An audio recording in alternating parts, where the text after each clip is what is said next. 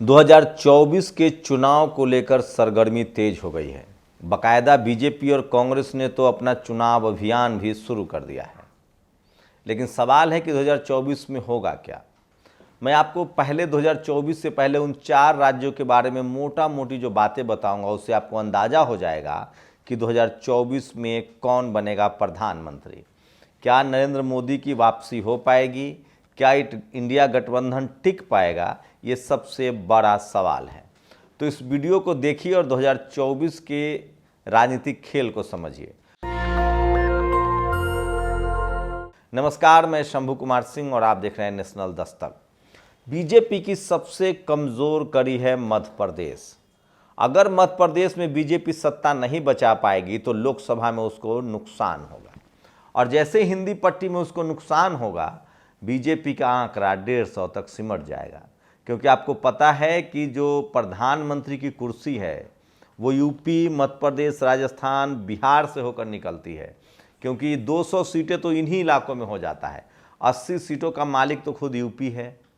UP में BJP के साथ क्या होगा, ये सब कुछ तय करेगा कि हिंदी पट्टी में उसके साथ क्या होता है। अब तेलंगाना में बीजेपी के लिए कुछ भी नहीं है। वहाँ कांग्रेस हो सकता है या फिर केसीआर चुनाव जीत सकते हैं। तो तेलंगाना में बीजेपी के लिए कुछ भी नहीं है। वहीं तमिलनाडु में जिस तरह से एआईएडीएमके ने बीजेपी से गठबंधन खत्म कर लिया है, तो मान के चलिए कि दक्षिण के रास्ते तो उसके लिए बंद है। एकमात्र जो उसका किला था जिसको कांग्रेस ने जीत लिया है वो था कर्नाटक। लेकिन कर्नाटक में कांग्रेस ने एक बार फिर से अपना खेल शुरू कर दिया है। सोचिए, इस बात के लिए तो बीजेपी को आपको तारीफ करनी पड़ेगी कि बीजेपी 1% वोट का खेल समझती है। जैसे ही उसे लगा कि मुझसे आगे कांग्रेस निकल गई, उसने फट से जेडीएस से गठबंधन कर लिया। ये काम कांग्रेस नहीं कर पाती है। कांग्रेस को गुमान है कि वो तेलंगाना में बगैर बीएसपी के, मध्य प्रदेश में बगैर बीएसपी या चंद्रशेखर के, राजस्थान में बगैर बीएसपी या चंद्रशेखर के, छत्तीसगढ़ में बगैर बीएसपी या चंद्रशेखर के चुनाव जीत लेंगे। तो मुझे लगता है कि उनके लिए थोड़ी मुश्किल साबित होगी।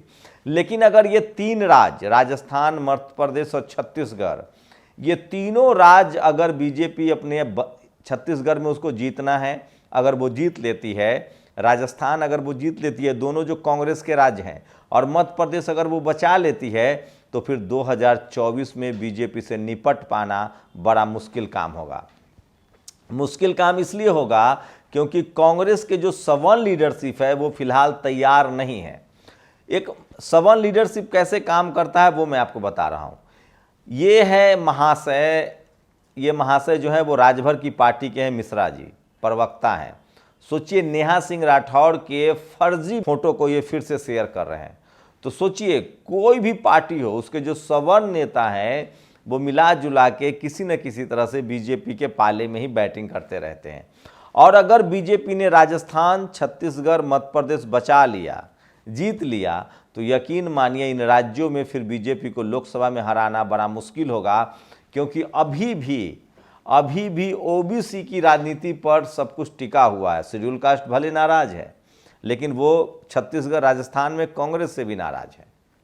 जहाँ जहाँ बीजेपी है वहाँ तो शेड्यूल कास्ट बीजेपी को वोट नहीं देगा।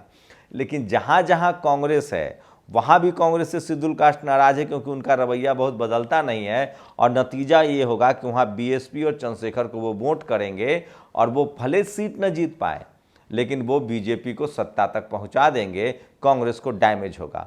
कांग्रेस के पास एक ही रास्ता है कि कांग्रेस बीजेपी से सीख ले, और जिस तरह से बीजेपी यूपी जैसे राज्य में, सोचिए, सबसे ज़्यादा पैसे वाली पार्टी, सबसे ज़्यादा मीडिया वाली पार्टी बीजेपी, ओपी राजभर हों, अनुप्रिया पटेल हों या निषाद जी हों, इन तमाम दलों से गठबंधन करती है। बिहार में भी बीजेपी तमाम छोटे छोटे दलों से गठबंधन करती है, चाहे वो चिराग पासवान हों, चाहे उनके चाचा पशुपति पारस हों, चाहे उपेंद्र कुशवाहा हों। यहाँ तक कि सोचिए, उन्होंने SC ST OBC का दाव भी खेलना शुरू कर दिया है। यही कांग्रेस मात खाती है। कांग्रेस की जो ईगो है, कांग्रेस का जो सवर्ण लीडरशिप है, वो नहीं चाहता है कि SC ST OBC लीडरशिप वाली पार्टियों के साथ गठबंधन में जाए। नहीं तो इंडिया गठबंधन बनने के बावजूद भी अखिलेश यादव, अरविंद केजरीवाल प्रचार प्रसार कर रहे हैं। क्या ये गठबंधन विधानसभा लेवल पर भी नहीं हो सकता है? कांग्रेस का ईगो देखिए, सोचिए, 200 सीटें हैं राजस्थान में, आप 200 के 200 लड़ेंगे, 200 जीत नहीं पाएंगे, उसके चक्कर में आप हार जाएंगे। आप 150 भी लड़ सकते हैं, 50 सीटें तो दे सकते हैं अपने साथियों को। तो कांग्रेस अपना दिल बड़ा नहीं करते, इस मामले में बीजेपी का कोई सानी नहीं है। उसको लगता है कि अगर 5% वोट का भी मुझे फ़ायदा होगा तो वो गठबंधन बनाने के लिए तैयार रहती है। एक सबसे बड़ा प्लस पॉइंट है जो बीजेपी को लीड दिलाता है। ऐसे वक्त में जब गठबंधन की राजनीति अपने चरम पर है, कांग्रेस को सोचना पड़ेगा। और अब भी सोचिए, राजस्थान में बता रहा हूँ, राजस्थान में हनुमान बेनीवाल बड़े फैक्टर हैं, चंद्रशेखर आजाद बड़े फैक्टर हैं, बीएसपी बड़ा फैक्टर है।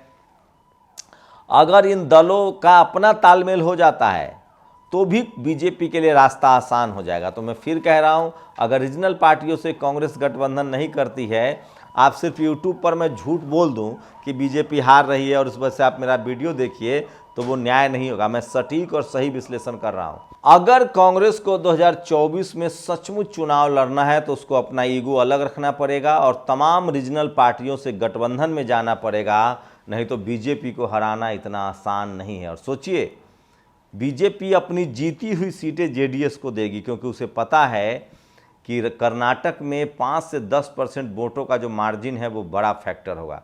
तो कांग्रेस यही मात खाती, इसलिए वो तमाम सवर्ण पत्रकार जो या तो बीजेपी के साथ हैं या बीजेपी के खिलाफ आपको खबरें दिखाते हैं, वो सच से बहुत दूर है। सच ये है कि अगर कांग्रेस ने ओबीसी एससी एसटी पर काम नहीं किया और तमाम वैसे रीजनल पार्टियां या तमाम एससी एसटी ओबीसी लीडरशिप वाली पार्टियां या किसान समाज की पार्टियों से गठबंधन नहीं किया, तो अभी फिलहाल कांग्रेस के बूते की बात तो नहीं है कि वो बीजेपी को अकेले हरा देगी। कर्नाटक एक अलग फैक्टर था, वहाँ खड़गे थे, खड़गे राष्ट्रीय अध्यक्ष हैं, कर्नाटक के बड़े चेहरा है, सिद्धारमैया है, और ओबीसी के बड़े नेता जो हैं वो खुद कांग्रेस के साथ थे और वहाँ लोगों ने एक मुश्त वोट किया था, क्योंकि वहाँ न तो चंद्रशेखर आज़ाद की पार्टी थी, वहाँ न कोई ट्रायंगुलर मुकाबला था, जेडीएस के साथ मुसलमानों ने जाना उचित नहीं समझा और यहाँ तक कि ओबीसी ने वोट नहीं दिया। तो ये बड़ा फैक्टर है। और अगर राजस्थान, छत्तीसगढ़, मध्य प्रदेश बीजेपी बचा लेती है तो फिर उसकी जो मोमेंटम होगी उसका कोई सानी नहीं होगा। लेकिन इसके दो फायदे हैं। अगर इन तीनों राज्यों में कांग्रेस चारों खाने चित हो जाती है तो फिर 2024 में उसका सर जो है ना, माथा जिसको हम लोग गांव में बोलते हैं बिहारी भाषा में, उसका सर, उसका दिमाग ठिकाने पर आ जाएगा, माथा ठिकाने पर आ जाएगा और फिर हो सकता है कि लोकसभा में वो ठीक ठाक गठबंधन कर ले। तो मैं फिर कह रहा हूँ, अभी मामला फंसा हुआ है, लेकिन बीजेपी अपने एंटी इनकम्बेंसी से परेशान है। बेरोजगारी एक बड़ा मुद्दा है। उसके बाद आपको बता दें कि युवा नाराज हैं, बेरोजगारी बड़ा मुद्दा है और सबसे बड़ा जो मुद्दा है वो सवर्णों का तुष्टीकरण।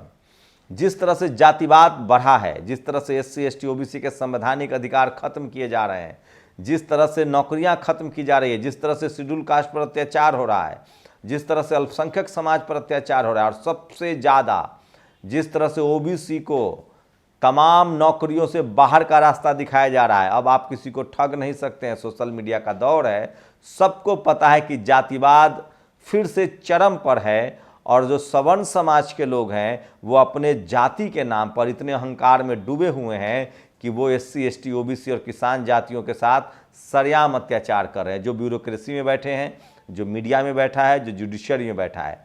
मुस्लिम समाज के लोग पहले से नाराज थे, शेड्यूल कास्ट 100% इनसे नाराज है। आदिवासियों के साथ जिस तरह की दुर्घटनाएं हुई वो नाराज हैं। वहीं ओबीसी ने अगर इनका साथ छोड़ दिया, जो छोड़ता हुआ दिख रहा है, जिस तरह से राहुल गांधी कैंपेन चला रहे हैं, अगर राहुल गांधी सचमुच ओबीसी का वोट चाहते हैं तो वो 27% रिजर्वेशन अभी भी वक्त है, राजस्थान, छत्तीसगढ़ और मध्य प्रदेश में लागू कर दे, झारखंड में लागू कर दे तो ओबीसी का भरोसा बढ़ेगा। बीजेपी ने अपने पैर पर कुल्हाड़ी मार ली है। महिला आरक्षण में जिस तरह से उसने ओबीसी को आरक्षण नहीं दिया, एससी एसटी को आरक्षण नहीं दिया है, तो अगर बीजेपी हारती है तो इसकी सबसे बड़ी वजह होगी एससी एसटी ओबीसी। अगर कांग्रेस ने ईमानदारी से एससी एसटी ओबीसी लीडरशिप को आगे बढ़ाया, अगर उसने भागीदारी दी, सिर्फ बातें न करे। चुनाव के समय तो सभी बातें करते हैं। पिछली बार 2014 में मोदी जी ओबीसी कर रहे थे, चुनाव जीत गए, सवर्णों का तुष्टीकरण हो रहा है। सवर्ण समाज के लोग किसी दूसरे को, तमाम बिजनेस हो, नौकरी हो, सब जगह उनको जिस तरह से परेशान किया जा रहा है। ओल्ड पेंशन स्कीम एक बड़ा मुद्दा है। तो ये तमाम मुद्दे हैं जो मोदी को परेशान कर रहे हैं और युवाओं की बेरोजगारी, सबसे बड़ा सवाल है, लोग बेरोजगार हो रहे हैं, गरीबी बढ़ रही है। मुझे नहीं लगता है कि 2024 में धर्म की राजनीति अब फिर से परवान चढ़ेगा। आपको क्या लगता है, क्या धर्म के नाम पर बीजेपी बचा ले जाएगी? मुझे नहीं लगता है। आप लोग अपनी प्रतिक्रिया दीजिए। बेरोजगारी बड़ा मुद्दा है और महिला आरक्षण हो चाहे जाति जनगणना का मुद्दा हो, सबसे जो बड़ा फैक्टर है उस पर ओबीसी बीजेपी से घट रहा है। वहीं सोचिए, उमा भारती ने भी बिगुल फूंक दिया है मध्य प्रदेश में। पंकजा मुंडे महाराष्ट्र में बहुत नाराज हैं, ओबीसी की बड़ी नेता हैं। तो बीजेपी के लिए इतना आसान भी नहीं है, लेकिन सवाल वही है कि बीजेपी को अभी भी बिना गठबंधन नहीं हराया जा सकता है और इसके लिए कांग्रेस को बड़ा दिल दिखाना पड़ेगा।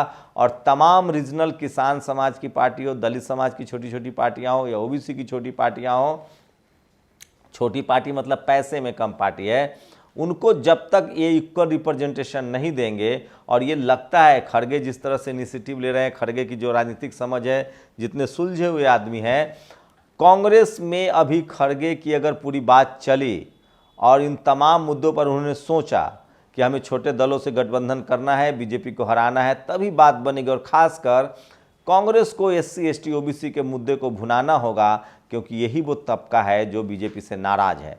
सवर्ण समाज का एक मुश्त वोट बीजेपी को जाएगा। जो भी पार्टियां सवर्ण समाज के लिए बैटिंग कर रही हैं बीजेपी के अलावा, उसको कुछ नहीं मिलने वाला है। उनका वोट तो एससी एसटी ओबीसी और अल्पसंख्यक समाज के पाले में ही है। तो जो 3 राज्य हैं, मध्य प्रदेश, राजस्थान, छत्तीसगढ़, उसके चुनाव नतीजे सब कुछ तय कर देंगे कि 2024 में क्या होगा। आप लोग अपनी प्रतिक्रिया जरूर दीजिए। शुक्रिया।